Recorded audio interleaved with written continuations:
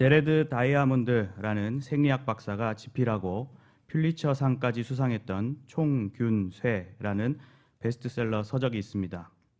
이 책은 인류의 역사 속 문명의 변화와 흐름 속 인종과 사회의 불균형적 구조 등을 연구하며 민족마다 역사가 다르게 진행된 것은 각 민족의 생물학적 차이 때문이 아니라 환경적 차이에서 온 것이라 말합니다.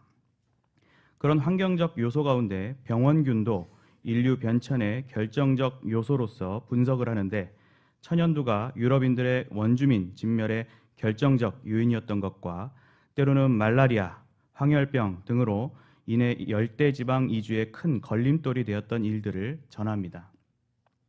저자는 이런 유행병, 전염병으로 인해 우선적으로는 사람이 죽어나가고 기본적인 식량 생산이 어려우며 수출입 등 교육 활동을 비롯해 다양한 교류가 어려워지는 결과를 가져옴을 보여줍니다.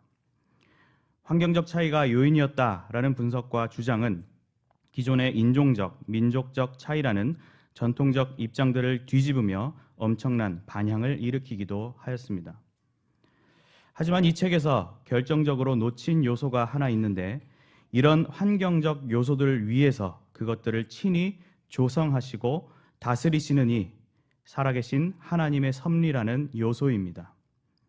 물론 역사적 흐름 안에서 가시적, 현상적으로 통찰력 있고 성숙하며 합당한 분석임에는 틀림없지만 그러한 환경적 요인들이 그 시기, 그 장소에서 일어나게 된 결정적 이유와 궁극적 흐름이 무엇인지 또는 그것이 누구에게 있는지 더 깊이 들여다보지 못했다는 생각이 듭니다. 우리 그리스도인들은 이 문제에 있어 정답에 좀 더 접근해 있는 사람들이라 할 수 있습니다.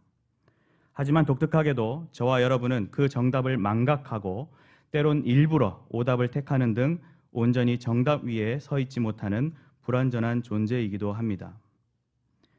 특별히 새해부터 중국발 전염병의 공포라는 환경 속에서 온 세상이 떠들썩한 가운데 있습니다. 이럴 때일수록 그리스도인들은 과연 어떤 시각과 자세를 가져야 하는지 신중히 생각하며 생활해야 할 것입니다. 이 시간에는 오르난의 타작마당에서 다윗과 백성들이 겪었던 사건을 돌아보는 가운데 큰 재난을 통과하는 저와 여러분이 성도로서 가져야 할 바람직한 자세가 무엇인지 상고해 보겠습니다. 첫째로 큰 재난을 접하는 성도는 온 세상을 다스리시며 심판하시는 하나님을 두려워하는 가운데 회개와 간구의 기도를 드려야 합니다. 다 함께 본문 9절에서 17절까지 함께 읽겠습니다. 여호와께서 다윗의 선견자 갓에게 말씀하여 이르시되 가서 다윗에게 말하여 이르기를 여호와의 말씀이 내가 네게 세 가지를 내어 놓으리니 그 중에서 하나를 내가 택하라 내가 그것을 내게 행하리라 하셨다 하라 하신지라. 갓이 다윗에게 나아가 그에게 말하되 여호와의 말씀이 너는 마음대로 택하라 혹 3년 기근이든지 혹 내가 석 달을 적군에게 패하여 적군의 칼에 쫓길 일이든지 혹 여호와의 칼 곧 전염병이 사흘 동안 이 땅에 유행하며 여호와의 천사가 이스라엘 온 지경을 멸할 일이든지라고 하셨나니 내가 무슨 말로 나를 보내신 이에게 대답할지를 결정하소서 하니 다윗이 갓에게 이르되 내가 곤경에 빠졌도다. 여호와께서는 긍휼이 심히 크시니 내가 그의 손에 빠지고 사람의 손에 빠지지 아니하기를 원하나이다 하는지라. 이에 여호와께서 이스라엘 백성에게 전염병을 내리시매 이스라엘 백성 중에서 죽은 자가 7만 명이었더라. 하나님의 예루살렘을 멸하러 천사를 보내셨더니 천사가 머리하라 할 때 여호와께서 보시고 이 재앙 내림을 뉘우치사 멸하는 천사에게 이르시되 족하다 이제는 내 손을 거두라 하시니 그때 여호와의 천사가 여부스 사람 오르난의 타작마당 곁에 선지라. 다윗이 눈을 들어보매 여호와의 천사가 천지 사이에 섰고 칼을 빼어 손에 들고 예루살렘 하늘을 향하여 편지라. 다윗이 장로들과 더불어 굵은 배를 입고 얼굴을 땅에 대고 엎드려 하나님께 아뢰되 명령하여 백성을 계수하게 한 자가 내가 아니니까 범죄하고 악을 행한 자는 곧 나이니이다. 이 양 떼는 무엇을 행하였나이까? 청하건대 나의 하나님 여호와여, 주의 손으로 나와 내 아버지의 집을 찌시고 주의 백성에게 재앙을 내리지 마옵소서 하니라. 아멘. 오늘 본문은 선견자 갓과 다윗의 대화이며 그 가운데 여호와 하나님과 여호와의 천사가 등장합니다. 본문 내용에 앞서 다윗은 사울의 죽음 이후 명실공히 이스라엘의 지도자로 세움받았고 또 훌륭한 군사적 성과를 거두기까지 합니다. 수많은 족속을 상대로 승리를 거두며 백성들과 예루살렘으로 돌아온 다윗은 기세등등한 가운데 정복한 성과에 큰 자부심을 가졌습니다. 그런 다윗의 교만한 마음 속에 사탄이 찾아왔고 21장 1절 기록대로 충동적으로 이스라엘의 인구를 계수하도록 지시합니다. 이러한 인구조사는 결과적으로 하나님을 진노케 하였는데 그 이유로는 다윗이 승리에 취해 자신의 통치력과 군사력으로 승리한 것 마냥 과시하려 한 점과 또 정복된 족속들이 다시 반역을 일으킬지도 모른다는 염려 속 인간적 대책을 세우려 했다는 점 등을 꼽아볼 수 있습니다. 이 일을 악하게 여긴 하나님은 다윗을 위시한 이스라엘 백성에게 징계를 내리고자 하십니다. 본문으로 돌아와 하나님께서는 다윗 당시 선지자인 갓에게 이르시기를 세 가지 선택지를 줄 테니 그 중에 하나를 다윗으로 하여금 택하라고 하시면서 내가 그것을 내게 행하리라 하셨다 하라고 전합니다. 이에 갓은 다윗에게 너는 마음대로 택하라고 하면서 첫 번째로 3년 기근을, 두 번째로 석 달을 적군에게 패하여 적군의 칼에 쫓길 일을, 세 번째로 여호와의 칼, 곧 전염병이 사흘 동안 이 땅에 유행하며 여호와의 천사가 이스라엘 온 지경을 멸할 일을 열거합니다. 무슨 말로 나를 보내신 이에게 대답할지를 결정하소서라고 의중을 물어온 갓의 요구에 8절에서 이미 자신의 중죄를 자각했던 다윗은 내가 곤경에 빠졌도다 라고 하면서 선택의 기로에 극심한 압박을 느꼈음을 나타냅니다. 그리고 대답하기를 여호와께서는 긍휼이 심히 크나니 내가 그의 손에 빠지고 사람의 손에 빠지지 아니하기를 원하나이다고 합니다. 이 말은 앞서 전염병을 여호와의 칼이라고 표현한 만큼 사람이 아닌 하나님의 직접적인 손길로서 행해지는 징계인 전염병을 선택한 것이라 할 수 있습니다. 우리가 잘 아는 대로 전염병은 출애굽 때부터 자연적 현상보다는 하나님께서 직접적으로 사용하신 무서운 재앙의 수단이었습니다. 그만큼 전염병 문제는 하나님이 베푸시는 긍휼이야말로 가장 확실하고도 완전한 해결책이라 할 수 있었고 다윗 스스로도 하나님께서 긍휼이 심히 크시다고 언급하면서 소망적 결과를 하나님의 사랑과 자비에 맡겼던 것입니다. 다윗이 선택과 또 그 속에 담긴 본심과 또 소망을 확인하셨지만 여호와께서는 결국 그의 선택대로 이스라엘 백성에게 전염병을 내리십니다. 본문에 사망한 백성의 수가 7만 명이나 되었다고 기록하는데 당시 약 500만 명으로 추정되는 이스라엘의 백성 그 규모를 생각해 보면 어마어마한 피해라 할 수 있습니다. 이렇게 다윗의 반성의 자세 속에서도 강행된 재앙의 정도를 볼 때 다윗의 범죄 말고도 온갖 반역과 불신의 모습을 보였던 이스라엘 백성들의 죄가 컸다는 것과 동시에 그런 불신앙의 죄들을 진정으로 미워하시고 반드시 보응하고 마시는 하나님의 공의를 새삼 느낄 수 있습니다. 혹자는 수많은 사람들이 죽은 이스라엘의 전염병을 보며 하나님이 잔혹한 분이다라고 말할지도 모르겠습니다. 하지만 잘 살펴보면 하나님은 오히려 긍휼과 자비가 충만한 분이심을 알 수 있습니다. 하나님께서는 재앙을 내리기 위해 보낸 천사에게 족하다, 이제는 내 손을 거두라고 하시며 도중에 징계를 중단시키십니다. 하나님께서 본래 전염병을 사흘 동안 내리실 계획이었지만 15절에 보면 보내신 천사가 멸하려 할 때에 여호와께서 재앙 내림을 뉘우치사라고 표현하고 있습니다. 여기 뉘우쳤다는 것은 무언가 잘못을 했다는 것이 아니라 동정의 의미와 더불어 본래 계획을 돌이켰다는 의미입니다. 확실한 것은 사흘의 계획이 다 진행되기 전에 재앙을 멈추었다는 것이고, 동일 기사인 사무엘하 24장 15절에 여호와께서 그 아침부터 정하신 때까지라고 표현하는데, 일부 학자들은 그 정한 때를 저녁 희생제사 때로 보며 단 하루의 기간으로 해석하기도 합니다. 즉 우리는 하나님께서는 더 큰 징계를 받아도 부족할 자들에게 오히려 감경의 복을 베풀어 주시는 위대하고도 거대한 사랑을 볼 줄 알아야 합니다. 그럼에도 하나님을 폭군으로 여기려는 생각들은 그저 도둑이 도리어 매를 드는 격인 적반하장일 뿐인 것입니다. 이제 하나님의 명령으로 징계를 멈춘 천사는 여부스 사람 오르난의 타작마당 곁에 서게 됩니다.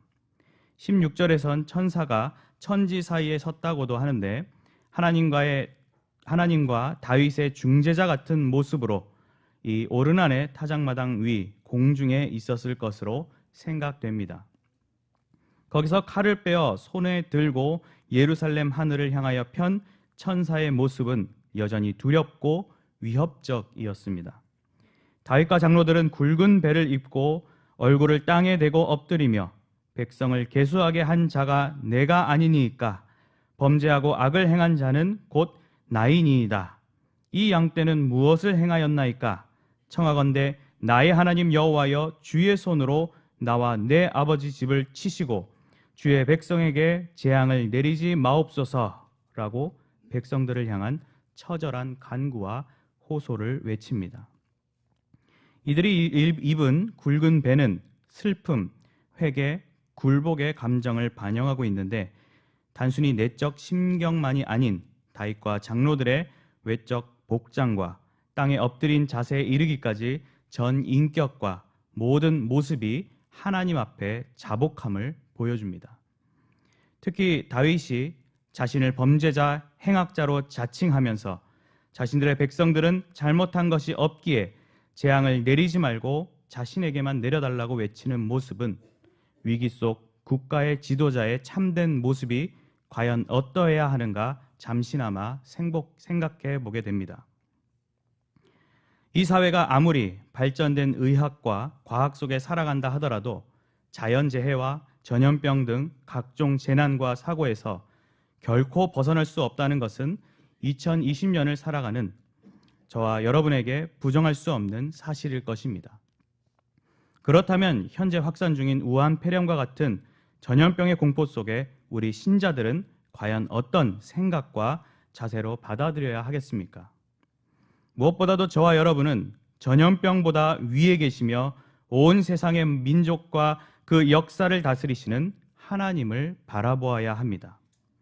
이러한 사실 앞에 오늘 설교 본문이 구약이고 징계로서 전염병을 내리신 하나님의 이야기가 있으니 지금의 전염병도 하나님께서 내리신 징계로 보아야 합니까? 라는 질문을 할 수도 있고, 저 중국은 저주나 받을 나라입니까? 라는 질문을 던질 수도 있을 것입니다. 구약의 역사와 교훈이 그러했기에 이러한 생각들이 우리에게 들기 마련이지만, 그렇다고 지금의 전염병의 원인을 무조건 하나님의 진노와 심판으로만 연결짓는 것은 무리적인 결론이라 할 수 있습니다. 하나님이 이 시대 우리에게 그렇게 분명히 말씀하신다면 모르겠지만 모든 상황들을 일일이 정의해 주시는 것은 아니기에 우리는 모든 상황을 징계라는 한 가지 이유만으로 일반화시키는 우를 범해서는 안 됩니다. 하지만 그렇다고 해서 모든 마음의 짐을 내려놓고 자유하거나 방종의 자세를 갖는 일은 더더욱 없어야 할 것입니다. 오늘 본문을 비롯한 구약의 전염병들이 분명 하나님께서 사용하신 징계의 수단임은 부인할 수 없는 사실이고, 하나님께서 그 수단을 지금 당장 사용하신다고도 우리는 말할 수 있는 것입니다. 솔직하게 돌아보면 저와 여러분이 갖고 있는 부끄러운 죄악상들이 징계로서의 전염병의 원인이 되지 못한다고 할 만큼 봐줄만 하고 떳떳한 모습은 아니지 않습니까? 사람이 회개하지 아니하면 그가 그의 칼을 가시며 그의 활을 이미 당기어 예비하셨도다고 한 시편 7편의 경고처럼 회개는 여전히 우리에게 필수적이고 유효한 태도입니다.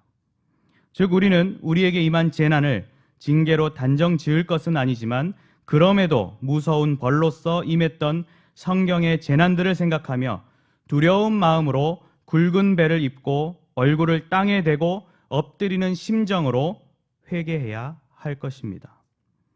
아무리 생각해도 저와 여러분은 죄로 가득하고 어떠한 벌을 받아도 부족한 자들입니다.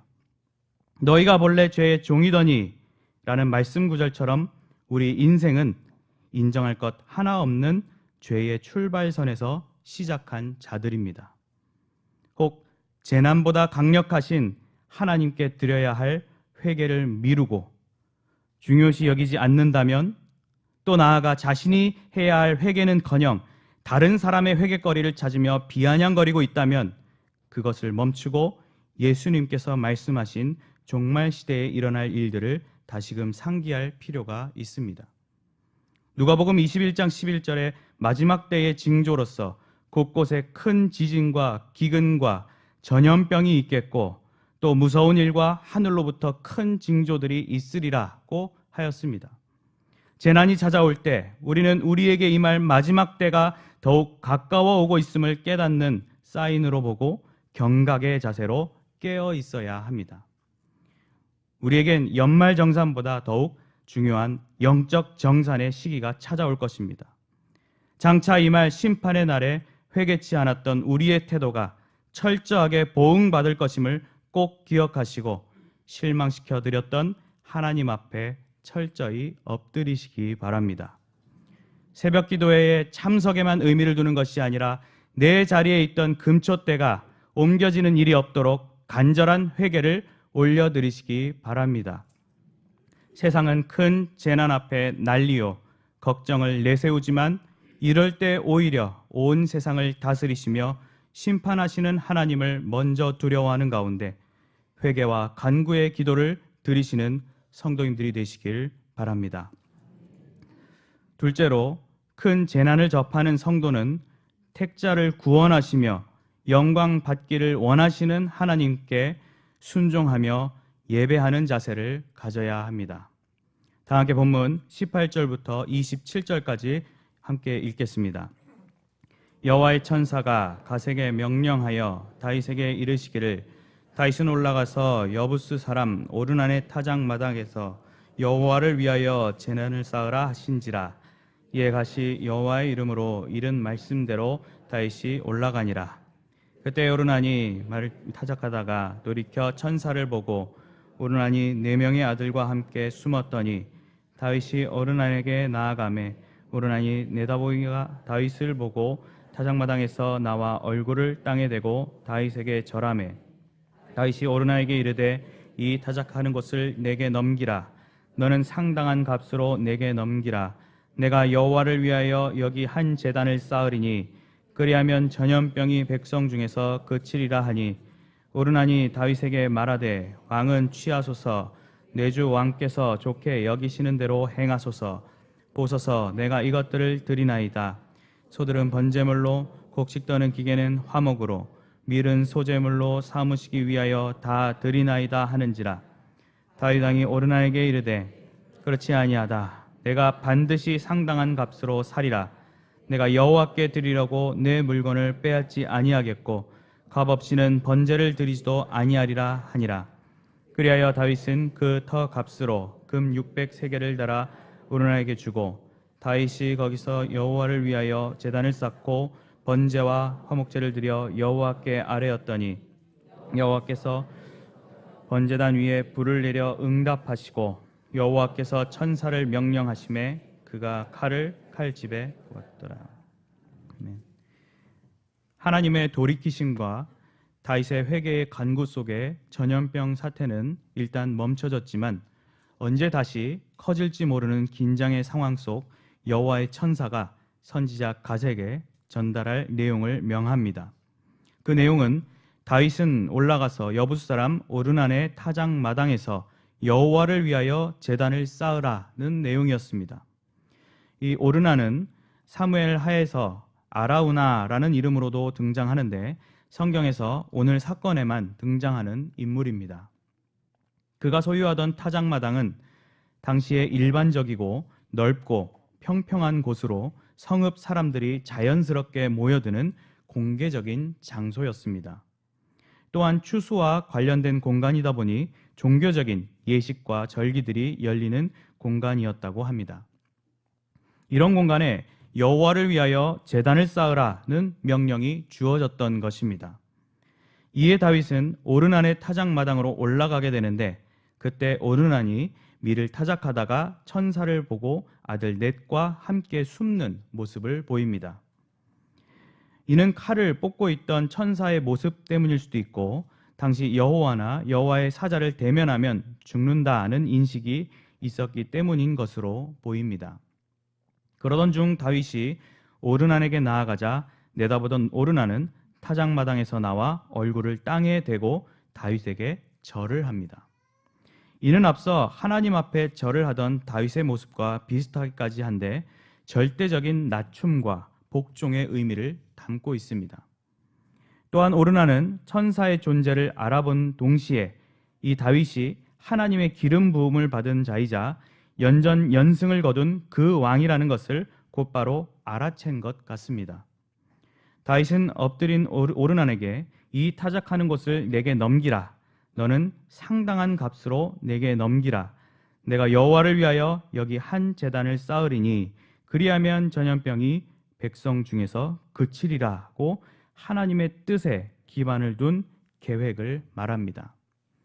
이에 오르나는 다윗에게 왕의 뜻대로 왕의 좋을 대로 하라고 하면서 소와 곡식 떠는 기구, 밀 등 자신의 소유물을 제사를 위한 재료로까지 다 제공할 용의를 보입니다. 아마 오르난도 지금의 전염병이 속히 멈추기를 바랐기에 적극적인 협조의 자세를 보였던 것 같습니다.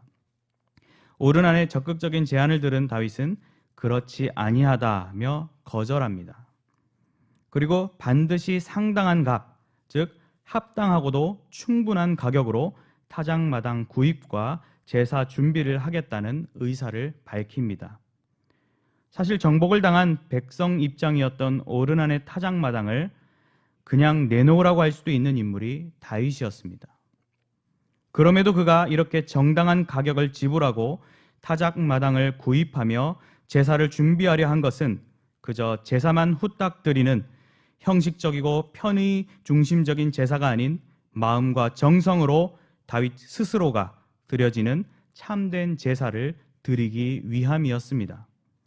다윗은 오르난에게 내가 여호와께 드리려고 내 물건을 빼앗지 아니하겠고 값없이는 번제를 드리지도 아니하리라고 하며 땅값으로 금 600세겔을 달아 오르난에게 줍니다. 금 600세겔은 당시 노동자가 약 100년은 일해야 모을 수 있는 품삯 규모라고 합니다.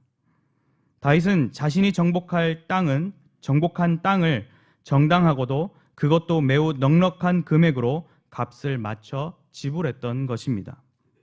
바로 이 모습이 선지자 사무엘에게 나 여호와는 중심을 보느니라고 하시며 선택하셨던 하나님의 마음에 합한 사람 다윗의 모습이었습니다. 결국 다윗은 하나님의 명령에 따라 매입한 타작마당에서 제단을 쌓고 번제와 화목제를 드리게 됩니다. 이렇게 진심을 다해 올려드린 제사는 놀라운 결과를 가져오게 됩니다.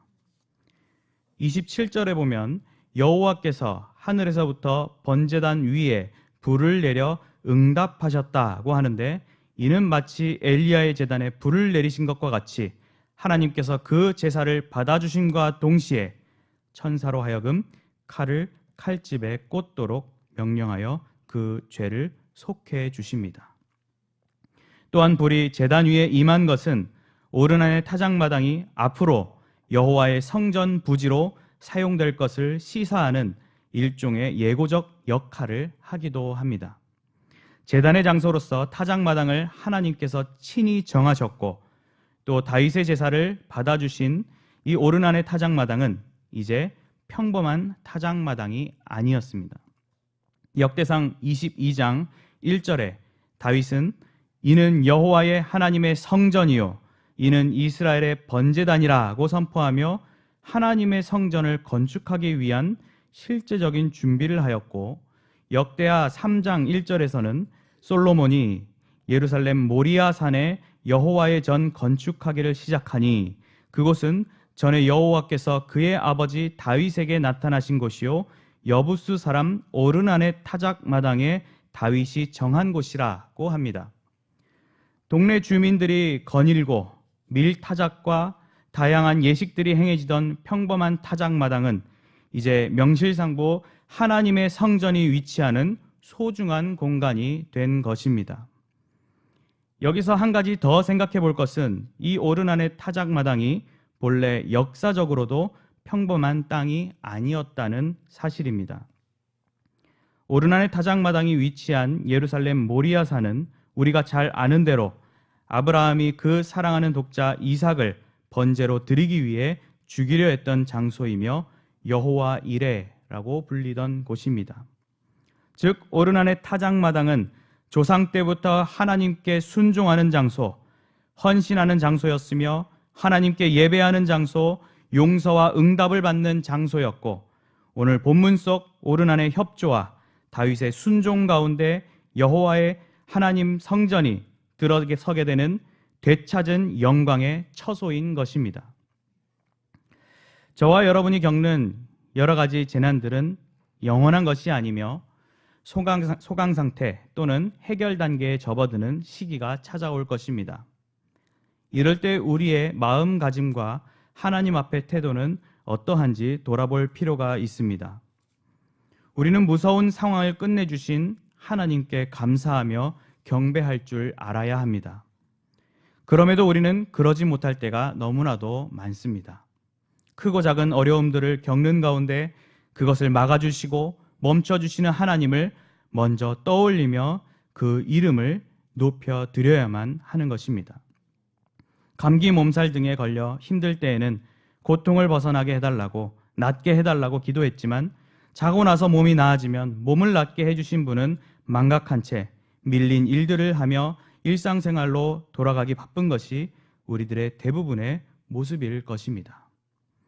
특히 하나님께서는 우리들의 삶에 일어나는 수많은 사건과 상황들을 통해 예배 받으시고 영광 받으시길 원하시는 분이심을 분명히 깨달아야 합니다.